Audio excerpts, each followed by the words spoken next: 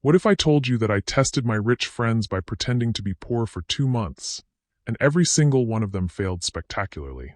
What if I revealed that the people I'd called my closest friends for 6 years abandoned me the moment they thought I couldn't afford their lifestyle anymore? Before we dive into this shocking social experiment that exposed the ugly truth about wealth, friendship, and human nature, make sure you hit that subscribe button and ring the notification bell. This story will change how you view your own relationships forever, and your support helps us bring you more eye-opening content that reveals the hidden truths about society. Chapter 1: The Golden Circle. The champagne bubbles caught the light from the crystal chandelier as I raised my glass, surrounded by the people I'd called my closest friends for the past 6 years. We were celebrating at the Metropolitan Club, Manhattan's most exclusive private dining establishment, where a single dinner cost more than most people's monthly rent. To another successful quarter, James Worthington III declared, his Harvard MBA confidence radiating across our private dining room. And to friends who understand what real success looks like. I smiled and clinked glasses with Madison Sterling, Sophia Blackwell, Trevor Hamilton, and Camilla Rhodes, the golden circle I'd been part of since our Columbia University days. To anyone looking at us, we were the picture of young, wealthy success. Designer clothes, expensive watches, the kind of casual confidence that only comes from never having to worry about money. But as I sipped the $500 bottle of Dom Perignon, I couldn't shake the feeling that something was fundamentally wrong with this picture. My name is Alex Chen, and at 28, I'm worth approximately $47 million. Not bad for someone who started with nothing but a laptop and a dream in my dorm room 6 years ago. While my friends inherited their wealth from generations of family money, I built mine from scratch through cryptocurrency investments and developing apps that solved real problems for real people. The difference between new money and old money had never been more apparent than it was tonight. "Alex, you've been quiet," Madison observed, her perfectly manicured fingers adjusting the Cartier bracelet on her wrist. Madison Sterling was old money royalty. Her great-grandfather had founded Sterling Industries, and she'd never worked a day in her life. "Everything okay with the tech world?" "Just thinking," I replied, watching as Trevor regaled the table with a story about firing his family's housekeeper for asking for a raise. "The audacity of these people," Trevor was saying, his voice dripping with disdain. She actually thought she deserved more money for cleaning the same house she's been cleaning for 5 years. I told her she should be grateful we kept her on this long. The table erupted in laughter, except for me. I thought about Maria, my own housekeeper, who I'd given a raise and health insurance without her even asking. The contrast was stark. "Speaking of audacity," Camilla chimed in, pulling out her phone to show us her latest Instagram post. "Did you see what happened to that pathetic David Morrison?" My blood ran cold. David Morrison had been in our extended social circle, a venture capitalist who'd lost everything when his investment firm collapsed due to a partner's embezzlement. I'd heard he was struggling, but I hadn't realized how badly. "What about David?" I asked, though I wasn't sure I wanted to know. "He actually had the nerve to ask James for a job," Camilla laughed, her voice sharp with cruelty. "Can you imagine? Going from managing millions to begging for scraps." "I told him I'd keep him in mind if anything opened up in our mailroom," James added with a smirk. "Though honestly, I'm not sure he's qualified for that either." "The man lost his house," Sophia said, not with sympathy, but with the kind of fascination people have when watching a car crash. "His wife left him, took the kids. He's living in some studio apartment in Queens now." "Well, that's what happens when you don't come from real money," Madison declared, as if David's misfortune was a moral failing rather than a tragedy. "People like that, they never really understand how to handle wealth properly. It's not in their breeding." The comment hit me like a physical blow. "People like that. People like me." "What do you mean, people like that?" I asked, my voice carefully controlled. Madison waved her hand dismissively. "Oh, you know what I mean. New money people. They get lucky with some investment or business deal, but they don't have the foundation, the education, the breeding that comes with generational wealth. When things go bad, they fall apart because they never really belonged in our world anyway." "David went to Harvard," I pointed out. "Same as James." "Harvard Business School," James corrected. "Not Harvard College. There's a difference. Besides, education can't buy you class. That's something you're born with." I looked around the table at these people I'd considered my closest friends. Madison, who'd never held a job but sat on charity boards as a hobby. James, whose investment banking consisted of managing his family's trust fund. Sophia, whose art gallery was funded entirely by her father and had never turned a profit. Trevor, who'd inherited a real estate empire and spent his days playing golf. Camilla, whose fashion career was really just an expensive Instagram account. And then there was me, the scholarship kid who'd worked 3 jobs to pay for the parts of college that financial aid didn't cover. The one who'd built a fortune through 18-hour days and sleepless nights, who'd earned every dollar through innovation and determination. "You're awfully quiet, Alex," Trevor observed. "You're not going soft on us, are you?" Feeling sorry for poor David. "I'm just thinking about what makes someone worthy of friendship," I said carefully. "Well, that's easy," Camilla laughed. "Breeding, education, and the wisdom not to lose everything you've been given." David failed on all 3 counts. As the evening continued, I found myself studying my friends with new eyes. The casual cruelty in their laughter when discussing David's misfortune. The way they spoke about lesser people, their employees, service workers, anyone who didn't move in their rarefied circles. The assumption that wealth equaled worth, that money determined moral value. By the time we left the restaurant, I'd made a decision that would change everything. I was going to test them. Chapter 2, the plan. 3 days later, I sat in my penthouse apartment overlooking Central Park, staring at my laptop screen and the elaborate plan I'd been developing. If my friend's loyalty was truly based on my perceived social status, rather than genuine affection, I needed to know. And there was only one way to find out. I was going to lose everything. Or at least appear to. The plan was complex, requiring months of preparation and careful execution. I'd need to create a convincing narrative of financial ruin that would fool people who'd known me for years. It would require fake legal documents, staged events, and a complete transformation of my lifestyle. But first I needed help. I called Marcus Rivera, my business partner, and the only person who knew the full extent of my wealth. Marcus had grown up in the Bronx, worked his way through community college, and understood the difference between earned success and inherited privilege. "You want to do what?" Marcus asked when I explained my plan over coffee at a small cafe in Brooklyn, far from anywhere my wealthy friends would ever venture. "I want to test whether my friendships are real or just based on money and status," I explained. "I need to know if these people actually care about me, or if I'm just another accessory in their wealthy lifestyle." Marcus shook his head. "Alex, this is crazy. These people have shown you who they are. Why do you need more proof?" "Because I've invested 6 years in these relationships. Because I want to believe that underneath all the privilege and entitlement, there's something real there. And if there isn't?" I thought about David Morrison, alone in his studio apartment in Queens, abandoned by everyone who'd once called him friend. "Then I'll know where I really stand." Marcus studied my face for a long moment. "Okay, if you're determined to do this, let's do it right. But Alex, when this is over, when you've proven what we both already know, you're going to need real friends to help you pick up the pieces." "I know."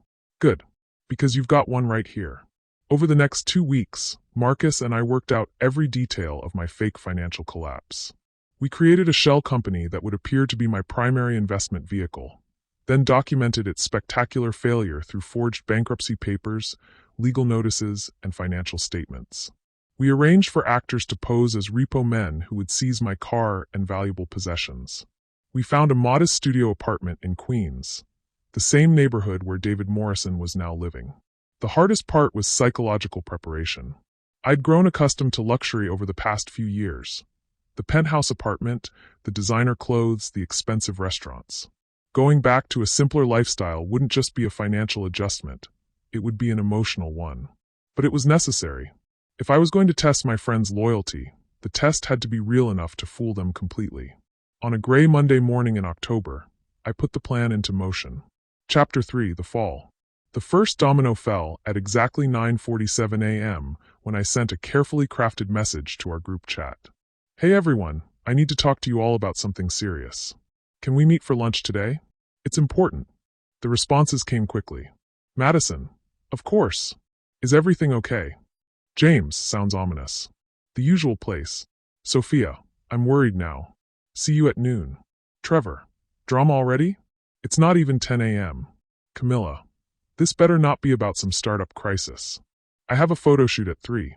I stared at their responses, already seeing the subtle differences in how they approached my apparent distress. Madison and Sophia showed concern. James was curious but cautious. Trevor was dismissive. Camilla was annoyed that my problems might inconvenience her schedule. We met at Café Balud, one of our regular spots on the Upper East Side.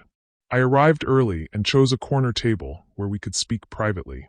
When my friends arrived, I could see the concern on their faces, or at least what I hoped was concern. "Alex, you look terrible," Madison said as she sat down, and she wasn't wrong. I deliberately skipped my usual grooming routine, wore a wrinkled shirt, and had dark circles under my eyes from staying up all night preparing for this moment. "I've been better," I admitted, my voice carefully modulated to convey stress and exhaustion. "What's going on?" James asked, his investment banker instincts already analyzing my demeanor for clues. I took a deep breath and delivered the speech I'd rehearsed dozens of times. "I've lost everything." The silence that followed was deafening. 5 faces stared at me with expressions ranging from shock to disbelief to something that might have been fear. "What do you mean, everything?" Sophia asked quietly. "The cryptocurrency investments that made me rich? They were all tied to a platform that turned out to be a massive fraud. The SEC froze all the assets yesterday. My app company was leveraged against those investments, so that's gone too. The penthouse, the car, the art collection, it's all being seized to pay creditors." I pulled out the forged legal documents Marcus and I had created, spreading them across the table like evidence of my destruction. "This can't be real," Trevor said, picking up one of the bankruptcy papers. "You're worth millions." I was worth millions. As of yesterday, I'm worth -$3 million. I owe more than I have, and I have nothing. The reactions were immediate and telling. Madison's face went pale, and she instinctively moved her Hermes bag away from me, as if poverty might be contagious. James started studying the documents with the cold efficiency of someone calculating risk and exposure. Sophia looked genuinely distressed, but I could see her mind working, probably wondering how this would affect her social standing. Trevor leaned back in his chair, creating physical distance between us. Camilla was already checking her phone, as if my financial ruin was less interesting than her Instagram notifications. "How did this happen?" Madison asked, her voice strained. "I trusted the wrong people. Put all my eggs in one basket. Made every mistake you're not supposed to make with money." I let my voice crack slightly. I thought I was being smart, diversifying through this platform, but it was all a lie. They were using new investor money to pay returns to old investors. A Ponzi scheme worth billions. "Jesus," James muttered. "How much did you lose?" "Everything.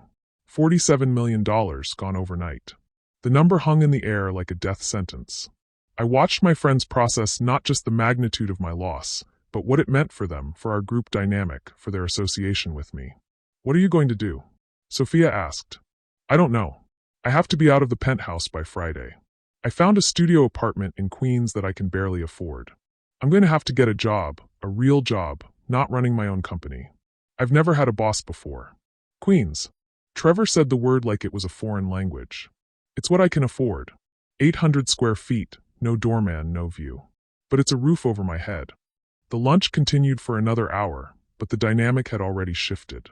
My friends offered sympathy, but it felt hollow, performative.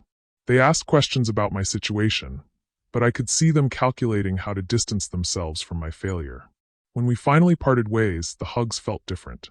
Shorter, less warm, more like the kind of embrace you give someone at a funeral, necessary but uncomfortable. As I walked away from the restaurant, I felt a strange mixture of sadness and vindication. The test had begun, and already, I could see the cracks forming in relationships I'd thought were solid. But this was just the beginning. The real test would come in the weeks ahead, as I lived the reality of my fake poverty and watched how my friends responded to my new circumstances. Chapter 4: The Descent. The transformation began immediately. That afternoon, I moved out of my penthouse and into the studio apartment in Queens that Marcus had helped me find. The contrast was jarring. From 3,000 square feet of luxury overlooking Central Park to 400 square feet overlooking a parking lot. But the physical change was nothing compared to the psychological shift. I packed away my designer clothes and expensive watches, replacing them with items from Target and thrift stores. I traded my Tesla for a 10-year-old Honda Civic with a dent in the passenger door. I canceled my memberships to exclusive clubs and restaurants. Most importantly, I got a job. Marcus had arranged for me to work at a small coffee shop in Brooklyn called Grind Coffee. The owner, Sarah Martinez, was a friend of his who understood the situation and agreed to play along. To everyone else, I was just Chen, a former tech worker who'd lost everything and needed a fresh start. The first day was humbling in ways I hadn't expected. I'd forgotten what it felt like to have a boss, to punch a time clock, to worry about being late or making mistakes that could cost me my job. The work was physically demanding, standing for 8 hours, memorizing complex drink orders, dealing with impatient customers who treated me like I was invisible. But it was also enlightening. For the first time in years, I was interacting with people who didn't know about my wealth, who judged me solely on how I treated them and how well I did my job. The regular customers, construction workers grabbing coffee before their shifts, nurses from the nearby hospital, students studying for exams. They saw me as just another working person trying to make ends meet. It was refreshing, and it made what happened with my wealthy friends even more painful by contrast. The first test came 3 days after my financial collapse. Our group had a standing reservation every Friday night at Le Bernardin, one of the most expensive restaurants in the city. I texted the group chat. Hey everyone, I know we usually do Le Bernardin on Fridays, but I can't afford it anymore. Could we maybe do something more low-key this week? The responses were telling. Madison. Oh honey, we totally understand. Maybe next time. James. Actually, I think we should stick with our reservation. It's been on the books for weeks. Sophia. We could do drinks after if you want to join us later. Trevor. Dude, just put it on a credit card. Live a little. Camilla. I already picked out my outfit. Can't we just spot you this once? I stared at their messages, feeling a cold knot form in my stomach. These people who spent more on a single dinner than most people made in a week couldn't understand why I might not be able to afford a $300 meal when I was unemployed and facing bankruptcy. I tried one more time. I really can't afford it right now. I'm working at a coffee shop and barely making rent. Could we please do something cheaper? This time, the silence was deafening. No one responded for over an hour. Finally, Madison wrote, We'll miss you. Have a good night. And that was it. They went to dinner without me, posting photos on Instagram of their expensive meal while I ate ramen noodles in my studio apartment. It was the first crack in the foundation, but it wouldn't be the last. Chapter 5, The Slow Fade. Over the next 2 weeks, I watched my friendships deteriorate with the methodical precision of a scientific experiment. Each interaction revealed new layers of conditional loyalty and class-based prejudice that I'd been blind to when I was one of them. The group chat, once filled with daily banter and plans, became noticeably quieter whenever I participated. When I shared updates about my job search or my struggles with my new living situation, the responses were perfunctory at best. Madison, who used to text me multiple times a day about everything from her latest shopping finds to her relationship drama, suddenly became too busy to respond to my messages. When she did reply, it was with short, polite responses that felt like she was talking to a distant acquaintance rather than someone she'd once called her best friend. The shift was subtle but unmistakable. Where once she'd shared intimate details about her life, now our conversations stayed surface level. When I mentioned struggling to pay my electric bill, she responded with, "That's tough," and immediately changed the subject to her upcoming vacation in the Hamptons. James was more direct in his rejection. During a phone call where I'd hoped to get advice about potential job opportunities, he delivered a crushing blow with casual cruelty. "Alex, I've been thinking about your situation," he said, his voice taking on the patronizing tone he usually reserved for people he considered beneath him. "Maybe this is a good opportunity for you to recalibrate your expectations. Network with people who are more on your level now." "My level?" I asked, though I knew exactly what he meant. "Well, you're working in a coffee shop now. Maybe you should focus on making friends with other service workers, people who understand your new circumstances. It might be more appropriate." The word appropriate hit me like a slap. This was James, who I'd helped through his divorce, who'd cried on my shoulder when his father had a heart attack, who'd borrowed money from me more than once when his trust fund payments were delayed. "James, we've been friends for 6 years. "Of course we're still friends," he said quickly, but his tone suggested otherwise. "I'm just saying that maybe you need to adjust to your new reality. It's not healthy to keep trying to maintain relationships that don't really fit your lifestyle anymore." After that conversation, James stopped inviting me to the networking events and business dinners that had once been a regular part of our friendship.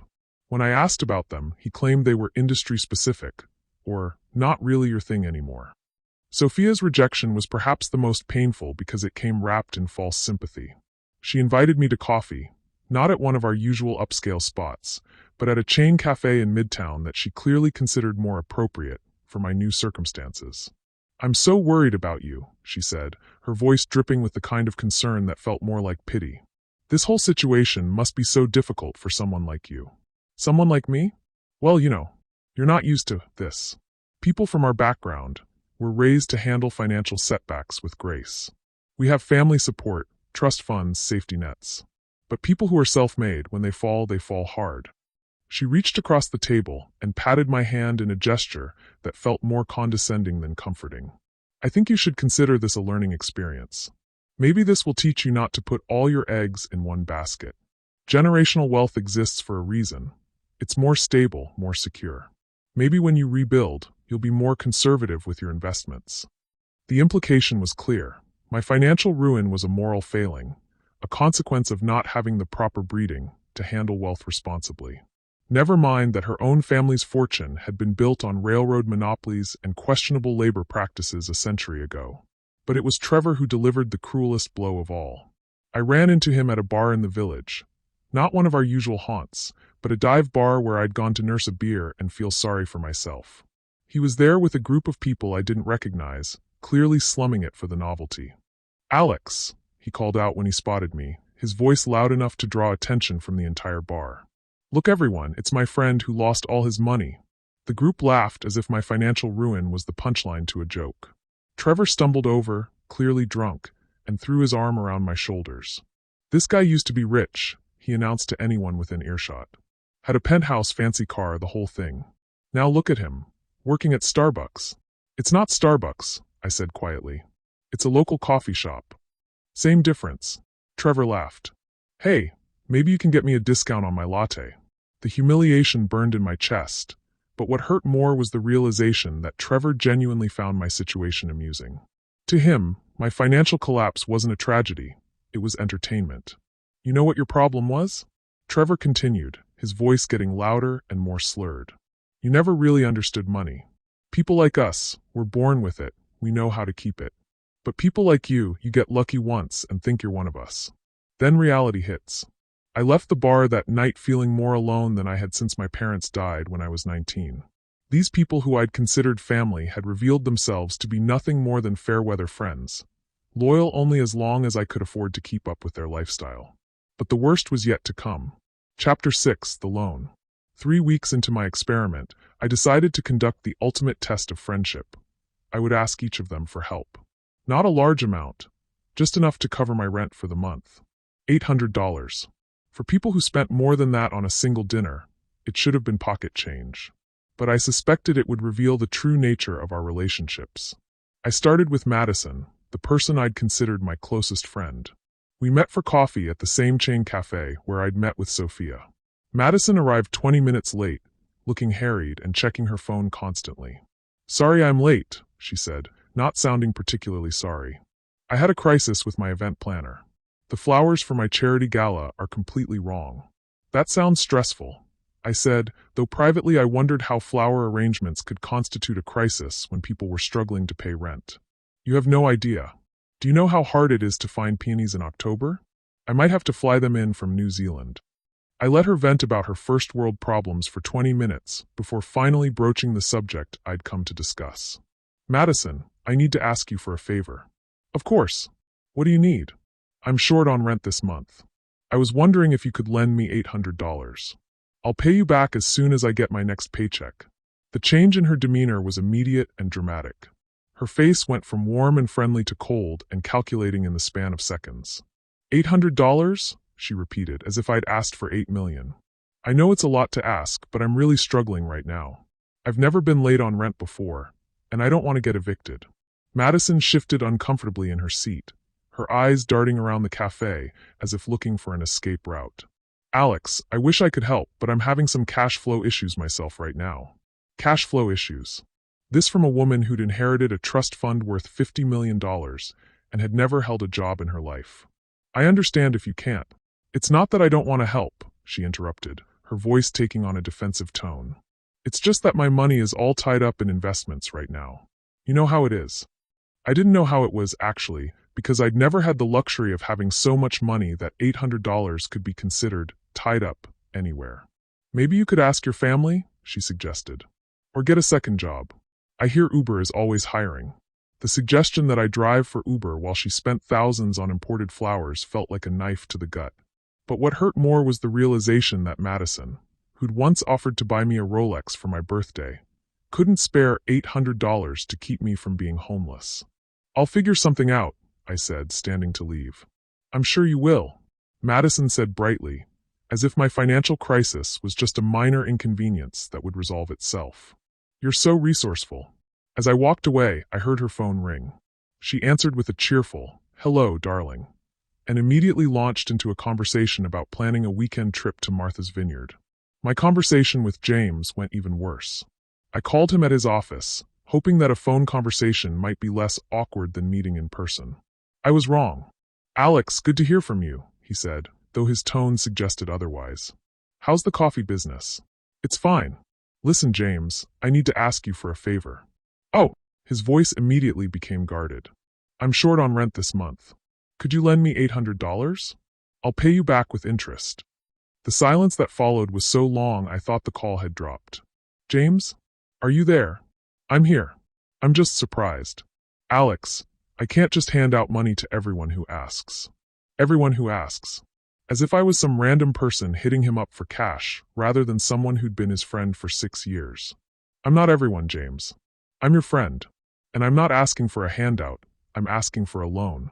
Look, Alex, I understand you're going through a tough time, but you need to understand my position.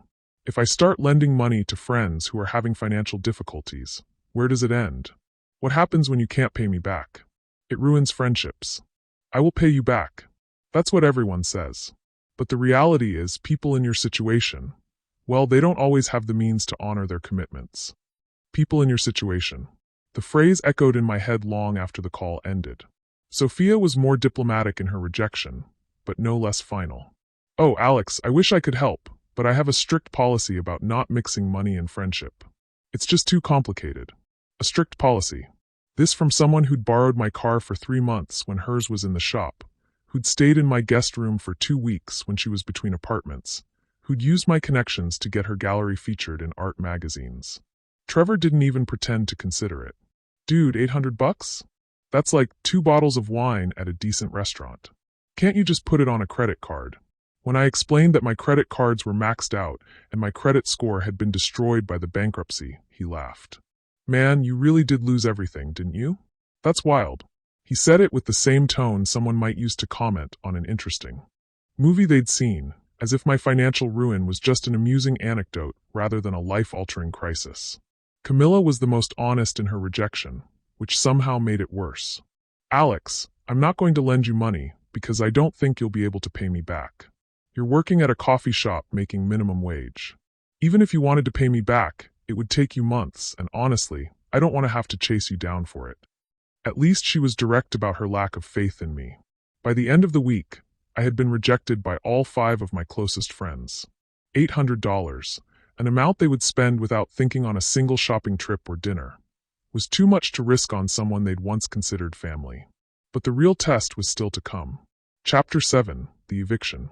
I had been living my fake poverty for 6 weeks when I decided to stage the ultimate crisis, eviction. Marcus helped me create fake legal notices and arrange for actors to play the role of my landlord and his representatives. The scene was set for a dramatic confrontation that would test whether any of my friends would offer me a place to stay when I had nowhere else to go. I sent a panicked message to the group chat at 3 p.m. on a Thursday. "Emergency. My landlord is evicting me. I have until 6 p.m. to get out. I don't have anywhere to go.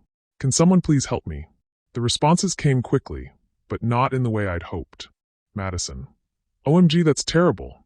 Have you tried calling a homeless shelter?" James. "That's rough. Maybe try Airbnb." Sophia. "I'm so sorry. I wish I could help, but my place is being fumigated this week." Trevor. "Dude, that sucks. Good luck." Camilla. "Can't you just get a hotel room?" I stared at their responses in disbelief. Not one of them had offered me a place to stay. Not even for a single night. I tried a more direct approach, calling Madison first. "Madison, I'm literally being evicted right now. I have nowhere to go. Could I please stay on your couch tonight? Just until I figure something out. Oh, Alex, I wish I could, but I'm having people over tonight. It would be so awkward. What about tomorrow night? I'm going to the Hamptons for the weekend. Maybe you could try a YMCA? I think they have rooms. A YMCA. Madison, who lived in a 5-bedroom apartment on the Upper East Side, was suggesting I stay at a YMCA rather than offering me her couch. James was even more direct in his refusal. Alex, I can't have you staying at my place. It would be inappropriate. You understand. Inappropriate how? Well, you're going through some things right now. Financial stress, job problems. I can't have that kind of energy in my space. It's not good for my mental health. My financial stress wasn't good for his mental health. The selfishness was breathtaking. Sophia at least sounded genuinely sorry when she turned me down. Alex, I would love to help, but my building has very strict rules about overnight guests. The doorman would report it to the board, and I could get in trouble. It was a lie, of course. I'd stayed at Sophia's apartment dozens of times over the years, and there had never been any issues with building management. Trevor's response was the most callous. Dude, I can't have you crashing at my place. What if you steal something? I mean, you're desperate, right? People do crazy things when they're desperate. The accusation that I might steal from him was like a punch to the gut. This was someone I'd trusted with my life, who'd been in my home countless times, who knew me better than almost anyone. And he thought I might rob him. Camilla didn't even bother with an excuse. I'm not comfortable with that. Sorry. By 5 p.m., I had been rejected by every single person I'd considered a close friend. As the actors playing my landlord and his representatives arrived to stage the eviction scene, I felt a profound sadness that had nothing to do with the performance we were about to put on. The eviction was filmed by Marcus from across the street, capturing the moment when my belongings were placed on the sidewalk and I was forced to leave the apartment. I made sure to post updates on social media, letting everyone know that I was officially homeless. The responses from my friends were a mixture of empty sympathy and practical suggestions that showed how little they understood about poverty. Madison, so sorry this happened. Have you tried calling 211? I think they help with housing. James, this is a good learning experience. Maybe it will teach you to be more responsible with money. Sophia, sending thoughts and prayers. Folded hands. Trevor, time to pull yourself up by your bootstraps. Camilla, maybe this is the universe telling you to start fresh somewhere else. Not one of them offered real help. Not one of them invited me to stay with them, even temporarily. Not one of them treated my homelessness as anything more than an inconvenience that I had brought upon myself. That night, I stayed in a hotel room that Marcus had booked, but I told my friends I was sleeping in my car. The lie felt necessary to complete the picture of my desperation. As I lay in the comfortable hotel bed, I thought about the people who had actually offered to help me during this crisis. Sarah, my boss at the coffee shop, had immediately offered me her couch when she heard about my eviction. Miguel, a regular customer who worked construction, had given me the number of a friend who rented cheap rooms. Even strangers on social media had reached out with offers of assistance. But my closest friends, people who had more money than they could spend in a lifetime, couldn't spare a couch for a single night. The experiment was revealing truths I wasn't sure I was ready to face. Chapter 8, The Birthday. 2 weeks after my staged eviction, Trevor's birthday arrived. It was always a major event in our social circle, an elaborate party at an expensive venue with an open bar and catered food that cost more than most people's monthly salary. This year, the party was being held at a rooftop restaurant in Soho. The invitation, which I received via email rather than the usual hand-delivered card, specified cocktail attire, and included a note about valet parking. I debated whether to attend. Part of me wanted to see how my friends would treat me in a social setting now that I was officially the poor one in the group. Another part of me dreaded the humiliation of showing up in my thrift store clothes while everyone else wore designer outfits worth more than I supposedly made in a month. In the end, curiosity won out.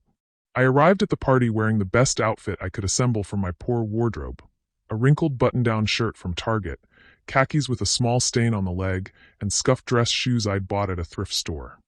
The contrast with the other guests was immediately apparent. Everyone else looked like they'd stepped out of a fashion magazine, while I looked like someone who'd gotten lost on their way to a job interview at a mid-tier office. The hostess at the front desk looked me up and down with barely concealed disdain. "Are you here for the Hamilton party?" she asked, her tone suggesting she hoped I wasn't. Yes, I'm Alex Chen. I should be on the list. She checked her tablet with the enthusiasm of someone performing an unpleasant duty. I see you here, but... She paused, looking at me again. Are you sure you're in the right place? This is a private event. I'm sure. She reluctantly directed me to the elevator, but not before making it clear that she thought I was crashing the party. The rooftop venue was stunning. Panoramic views of the Manhattan skyline, elegant lighting, and a crowd of beautiful people sipping expensive cocktails. I spotted my friends immediately, clustered around the bar in their usual formation. Madison wore a dress that probably cost more than my monthly rent, while James sported a suit that looked like it had been tailored specifically for his body. I took a deep breath and approached the group. Hey everyone, I said, trying to sound casual. The reaction was immediate and uncomfortable. Conversation stopped mid-sentence. Eyes darted nervously. Someone actually took a step back, as if poverty might be contagious. Alex, Trevor said, his voice overly loud and cheerful in the way people sound when they're trying too hard. You made it. I wasn't sure you'd be able to. I mean, I'm glad you're here. Happy birthday, Trevor, I said, pulling out a small wrapped gift I'd bought with my coffee shop earnings. A book about real estate investing that had cost me $12. Trevor took the gift with the kind of smile people give when they're trying to be polite about receiving something they don't want. Thanks, man. That's thoughtful. I could see him calculating the value of the gift compared to the expensive watches, art pieces, and luxury items he'd received from other guests. My $12 book was clearly the cheapest thing on the gift table. Can I get you a drink? Madison asked, but her tone suggested she hoped I'd decline. Just a beer, if they have one. I think they only have craft cocktails and champagne, James said. The cheapest thing is probably the house wine at $18 a glass. $18. More than 2 hours of work at my coffee shop job. The message was clear. Even the drinks at this party were beyond my means. Water's fine, I said. The group exchanged glances that I pretended not to notice. I was the friend who couldn't afford an $18 glass of wine at a birthday party. As the evening progressed, the social dynamics became increasingly uncomfortable. My friends would start conversations about expensive vacations, designer purchases, and exclusive events, then remember I was there and awkwardly change the subject. When someone mentioned a weekend trip to the Hamptons, Madison quickly said, "Oh, but let's not talk about travel. Some people can't afford to go places right now." The condescension was suffocating. But the worst moment came when I overheard a conversation between Camilla and a woman I didn't recognize. "Who's the guy in the cheap suit?" the woman asked, nodding in my direction. "Oh, that's Alex," Camilla replied, her voice carrying just far enough for me to hear. "He used to be rich, but he lost everything. It's actually kind of sad. He's working at a coffee shop now. Why is he here?" Trevor felt sorry for him, I guess. We all did. But honestly, it's getting a little awkward. He can't afford to do anything we do anymore, and it's bringing down the whole vibe. That's so uncomfortable. Why doesn't he just find new friends who are more appropriate for his situation? I know, right? It's like, we get it, you're poor now, but do you have to make it everyone else's problem? I stood there, pretending to look at my phone while listening to two people discuss my presence at the party as if I were a charity case who didn't know his place. The final humiliation came when it was time for dinner. The party moved to a private dining room where place cards indicated assigned seating. I found my name at a small table in the corner, far from the main table where my former friends were seated. I was placed with people I'd never met, the plus ones and distant acquaintances who weren't important enough for prime seating. As I sat alone at my exile table, picking at a meal that cost more than I made in a day, I watched my friends laugh and celebrate without me. They had physically removed me from their circle, relegating me to the social equivalent of the kids' table. When Trevor gave his birthday speech, thanking everyone for coming and celebrating another year of success and friendship, his eyes passed right over me as if I wasn't there. I left the party early, claiming I had to work an opening shift at the coffee shop the next morning. No one tried to convince me to stay. As I rode the subway back to Queens in my wrinkled clothes, I thought about the person I'd been just 2 months ago. I would have been at the main table, wearing a designer suit, probably giving a toast about friendship and loyalty. Now I was just another face in the crowd, someone to be tolerated rather than celebrated. The experiment was working exactly as I'd feared it would. Chapter 9, The Final Test. 8 weeks into my fake poverty, I decided it was time for the ultimate test. I would stage a medical emergency, something serious enough to require hospitalization, but not so dramatic as to cause permanent damage to my relationships if I wanted to salvage them later. Marcus helped me create a convincing scenario, a severe allergic reaction that landed me in the emergency room. We arranged for me to be admitted to a public hospital in Queens, far from the private medical facilities my wealthy friends would use. The setting was important. It needed to emphasize my new economic reality. I sent a message to the group chat from what appeared to be a hospital bed. In the ER. Severe allergic reaction. They're keeping me overnight for observation. Scared and alone. Could really use some friendly faces right now. The responses trickled in slowly. Madison. Oh no. What happened? James. That's terrible. Are you okay? Sophia. Sending healing thoughts. Trevor. Dude, that sucks. Feel better. Camilla. Hope you're okay. 2 hearts. All sympathy, no action. No one asked which hospital. No one offered to visit. No one even asked if I needed anything. I waited 2 hours, then sent a follow-up message. Still in the ER at Queens General. Doctors say I'll be here until tomorrow. Really scared. Has anyone ever had a severe allergic reaction before? This time, the responses were even more telling. Madison. I'm sure you'll be fine. Doctors know what they're doing. James. Queens General? That's so far. I'm sure you understand why I can't make it out there. Sophia.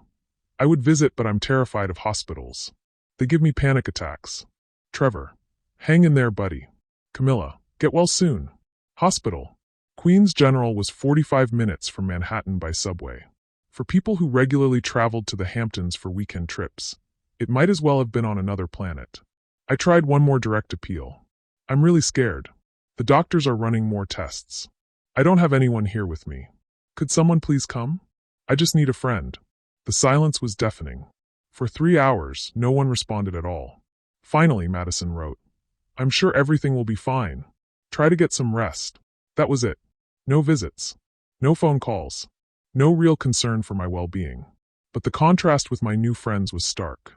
When Sarah from the coffee shop heard about my hospitalization, she immediately offered to cover my shifts and bring me food.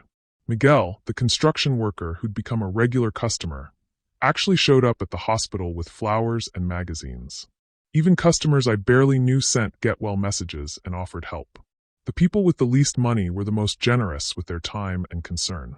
As I lay in the fake hospital bed, surrounded by the genuine care of people who barely knew me, while my closest friends of 6 years couldn't be bothered to make a phone call, I realized the experiment had revealed everything I needed to know. My wealthy friends weren't friends at all. They were social accessories, people who enjoyed my company when it enhanced their own status, but abandoned me the moment I became inconvenient. It was time to end the charade. Chapter 10, The Revelation. I chose James's engagement party as the venue for my revelation. It was perfect, a gathering of our entire social circle, including many people who had witnessed my fall from grace. The party was being held at the Rainbow Room, one of the most exclusive venues in Manhattan, with a guest list that read like a who's who of New York's elite. I spent weeks planning the reveal, working with Marcus to ensure every detail was perfect.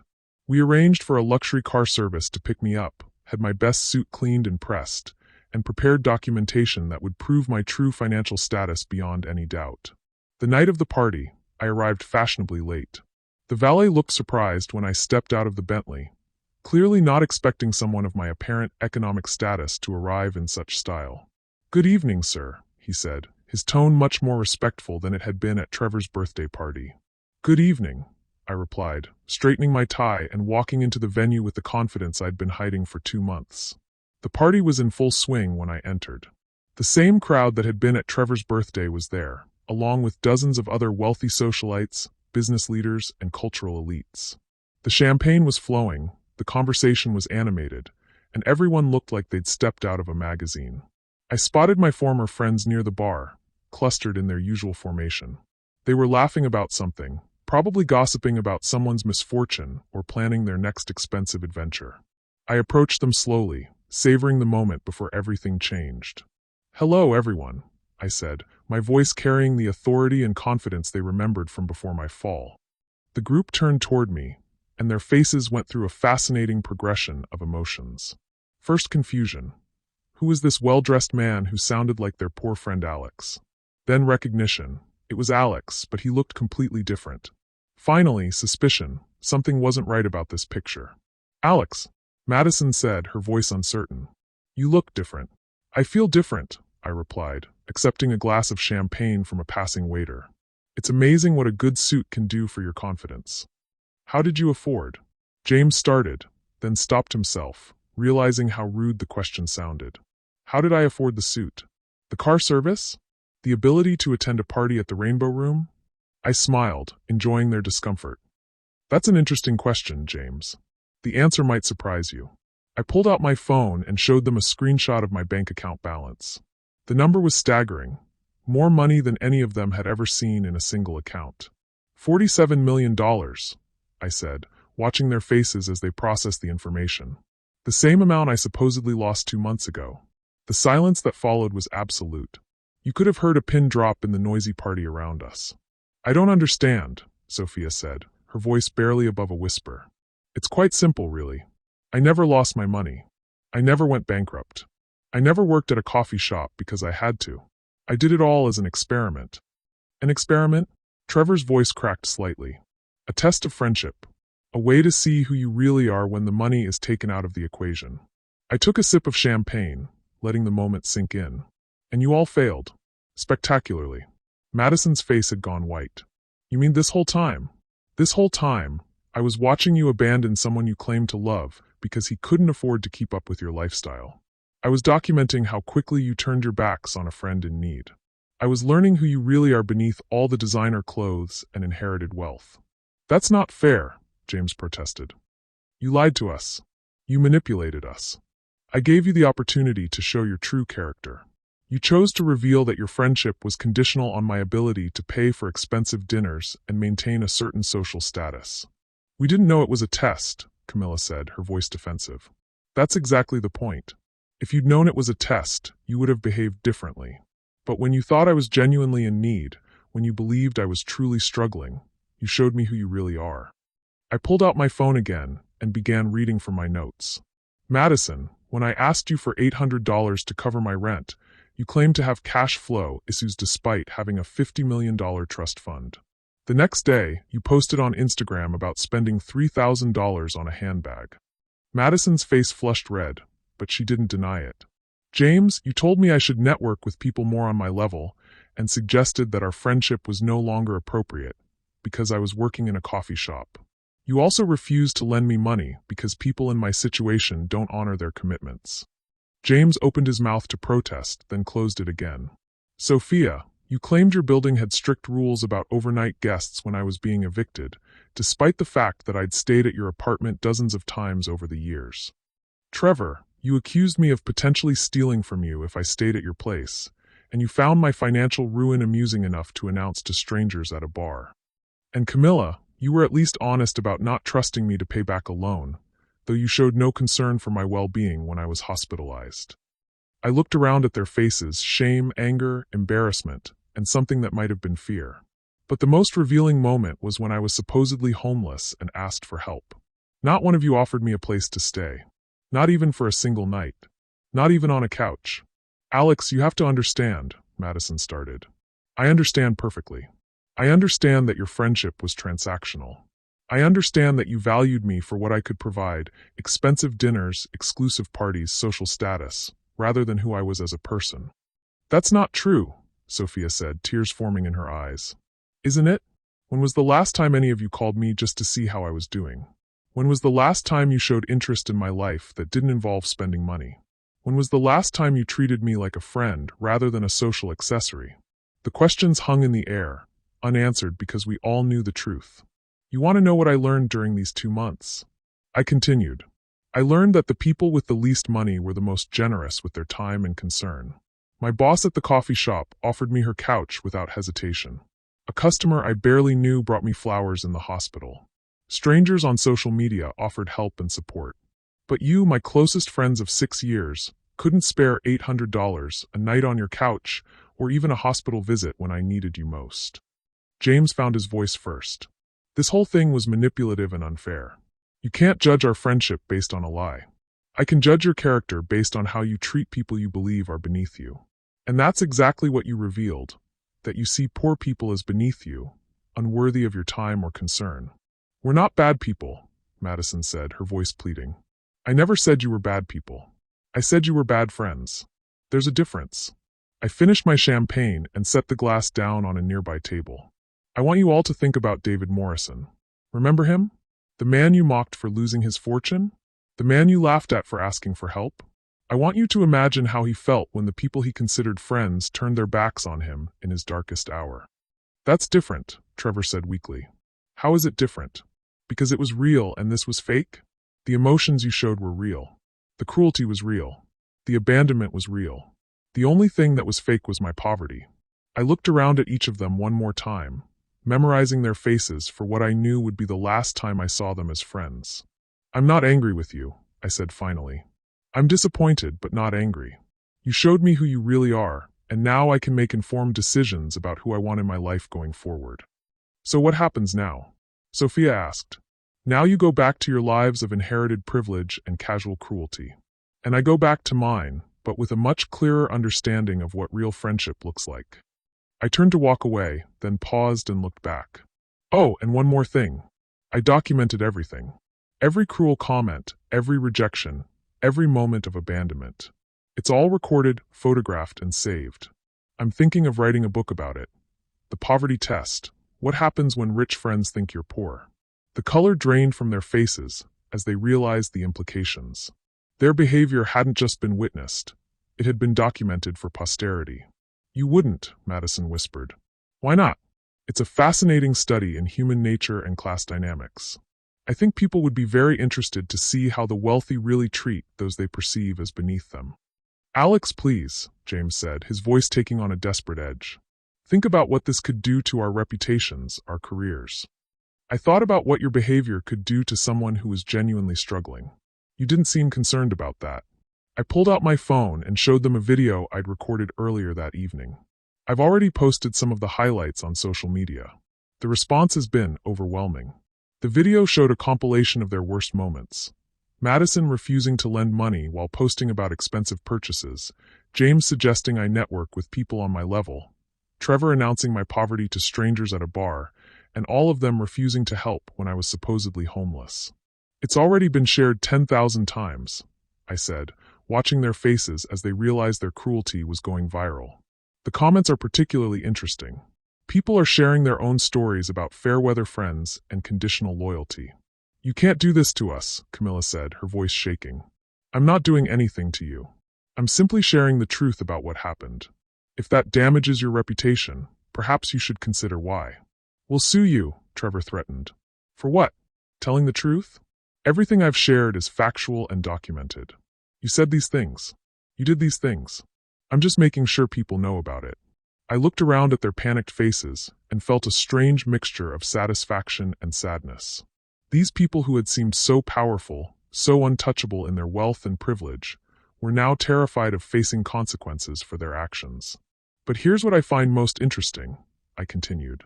Even now, faced with the evidence of your behavior, not one of you has apologized. Not one of you has expressed regret for how you treated someone you believed was struggling. You're only concerned about how this affects you. We're sorry, Madison said quickly, but her tone suggested she was more sorry about being caught than about her actions. No, you're not. You're sorry you got exposed. You're sorry there are consequences. But you're not sorry for abandoning a friend in need. I started walking toward the exit, then turned back one final time. I want you to remember this moment. I want you to remember that your cruelty and selfishness have been seen by thousands of people.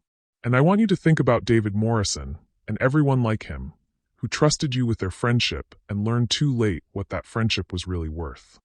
As I walked away, I could hear them frantically discussing damage control, trying to figure out how to spin the story in their favor. But it was too late. The truth was out, and the internet had already rendered its verdict. Chapter 11, The Aftermath. The video went viral overnight. By the next morning, it had been viewed over 1 million times and shared across every social media platform. The hashtag poverty test was trending, with thousands of people sharing their own stories about friends who had abandoned them during difficult times. The response was overwhelming. Messages poured in from people around the world who had experienced similar betrayals, who had learned the hard way that some friendships were built on convenience rather than genuine care. But the most meaningful responses came from people who had been inspired to examine their own behavior, to consider how they treated those they perceived as having less than them. "Your experiment made me realize I've been a terrible friend," one message read. "I'm going to call my college roommate who I stopped talking to when she lost her job. I work in a coffee shop and this video made me cry," wrote another. "Thank you for showing that we're human beings worthy of respect." The media attention was intense. News outlets picked up the story, framing it as everything from a brilliant social experiment to a cruel manipulation of friendship. Talk shows wanted interviews. Publishers reached out about book deals. Documentary filmmakers expressed interest in telling the full story. But the most satisfying response came from an unexpected source, David Morrison. He called me 3 days after the video went viral, his voice thick with emotion. "Alex, I saw what you did. I saw how you exposed them. I want you to know that what you did, it means everything to people like me. David, I'm so sorry for what you went through. I should have reached out when I heard about your situation. You couldn't have known how bad it was. But now you do. Now everyone does. You showed the world what it's really like to lose everything and watch your friends disappear." We talked for over an hour. David told me about the isolation, the shame, the devastating realization that people he'd considered family had written him off the moment he became inconvenient. He also told me about the genuine friends he'd discovered, people who had less money but more heart, who had offered help without being asked. "I'm rebuilding," he said. "Slowly, but I'm rebuilding. And I'm doing it with real friends this time." The conversation reinforced everything I'd learned during my experiment. Wealth didn't determine worth, and poverty didn't diminish dignity. The people who mattered were the ones who saw your humanity regardless of your bank account balance. My former friends, meanwhile, were dealing with the consequences of their exposure. Madison's charity board asked her to step down after donors expressed concern about her character. James's firm received complaints from clients who questioned his integrity. Sophia's gallery faced boycotts from artists who refused to work with someone who had shown such callousness towards struggling people. Trevor and Camilla tried to control the narrative by claiming they had known all along that my poverty was fake, but their own social media posts from the time period contradicted their claims. The internet had a long memory, and their attempts at revisionist history only made them look worse. They each reached out to me individually, offering apologies that felt more like damage control than genuine remorse. Madison wanted to meet for coffee to clear the air. James suggested we could put this whole misunderstanding behind us. Sophia sent a long email explaining how my experiment had been unfair and manipulative. I didn't respond to any of them. Chapter 12, New Beginnings. 6 months after the revelation, I was sitting in the same coffee shop where I had worked during my fake poverty, but this time as a customer rather than an employee.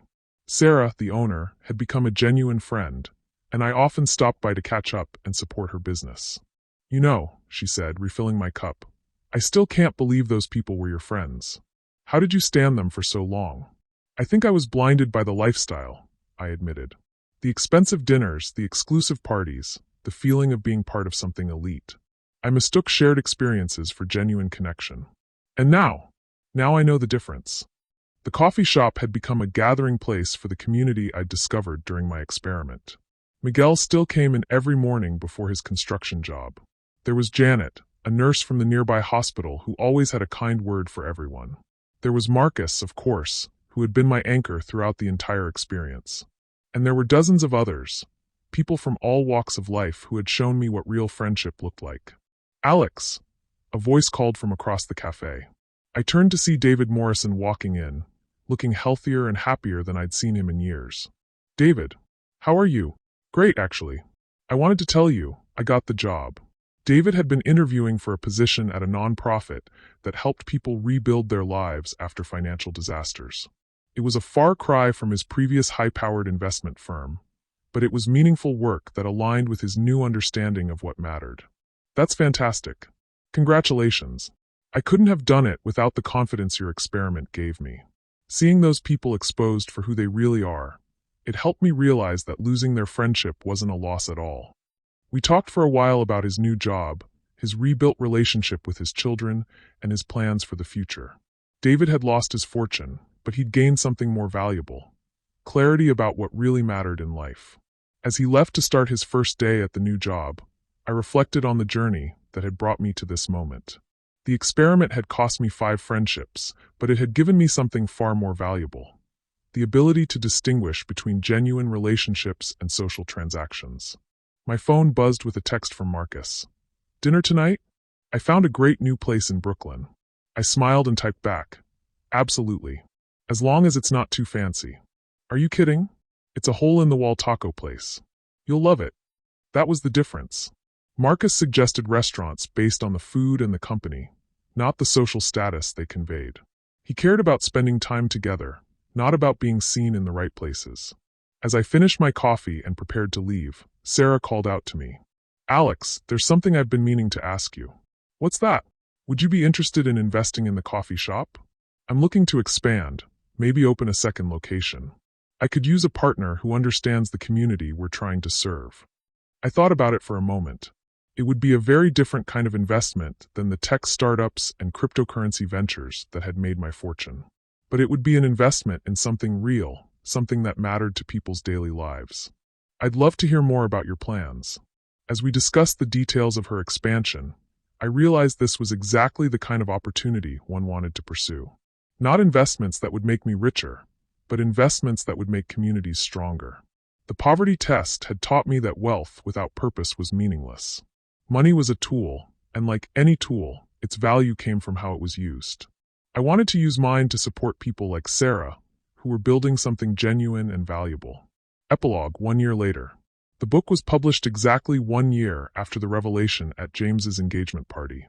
The Poverty Test: What I Learned When My Rich Friends Thought I Was Poor became an instant bestseller, sparking conversations about friendship, loyalty, and class dynamics across the country. I donated all the proceeds to organizations that help people experiencing financial hardship, including the nonprofit where David Morrison now worked. The money that had exposed my former friend's cruelty was now being used to help people rebuild their lives after experiencing similar betrayals. The coffee shop expansion had been a huge success. Sarah now owned 3 locations, all of them community gathering places that employed people from diverse backgrounds and provided a welcoming space for everyone, regardless of their economic status. I had also started a foundation that provided interest-free loans to people facing temporary financial crises, the kind of help my former friends had refused to provide when they thought I needed it. The foundation's motto was simple: everyone deserves a friend in their darkest hour. My former friends had largely disappeared from public view. Madison had moved to Europe, claiming she needed a fresh start away from the negative attention. James had left his investment firm and was reportedly working for his family's private foundation, a much lower-profile position. Sophia had closed her gallery and was said to be taking time to reflect on her priorities. Trevor and Camilla had both deleted their social media accounts and retreated from the social scene they had once dominated. I didn't take pleasure in their downfall, but I didn't regret exposing their behavior either. Actions had consequences, and they were finally facing the consequences of treating people as disposable based on their economic status. The most rewarding part of the entire experience had been the relationships I'd built with people who valued character over cash. Marcus and I had become closer than ever, bonded by the shared experience of the experiment and its aftermath. David Morrison had become a dear friend, someone who understood the importance of loyalty in both good times and bad. And there were dozens of others, people from the coffee shop, the neighborhood, the nonprofit world, who had shown me what genuine community looked like. As I sat in my apartment, I'd moved out of the penthouse, finding it too isolated and pretentious. Reading messages from people who had been inspired by the book to examine their own relationships, I felt a sense of satisfaction that had nothing to do with money or status. I had learned the most valuable lesson of my life: that true wealth wasn't measured in dollars, but in the quality of the relationships you built and maintained. That real friends were the ones who stood by you not because of what you could do for them, but because of who you were as a person. The poverty test had cost me 5 friendships, but it had given me something far more valuable: the wisdom to recognize genuine connection when I found it, and the courage to invest my time and energy in relationships that were built to last. In the end, that was worth more than all the money in the world. The end. I tested my rich friends by pretending to be poor, and they all failed. But in their failure, I discovered something far more valuable than their friendship: I learned the difference between people who love you for what you have and people who love you for who you are. The first group will abandon you the moment you become inconvenient. The second group will stand by you through anything. Choose your friends wisely. Your happiness depends on it. If this story opened your eyes to the difference between real friends and social accessories, please subscribe to our channel and hit that notification bell. Share this video with someone who needs to hear it. We all need to examine our own relationships and ask ourselves, are we loving people for who they are or for what they can do for us? Drop a comment below and tell us about a time when you discovered someone's true character during a crisis.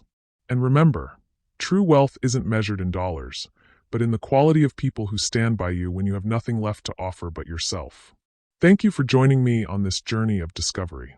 Your support means everything, and I'll see you in the next story that will change how you see the world. Don't forget to subscribe, because the most important stories are the ones that make us better people.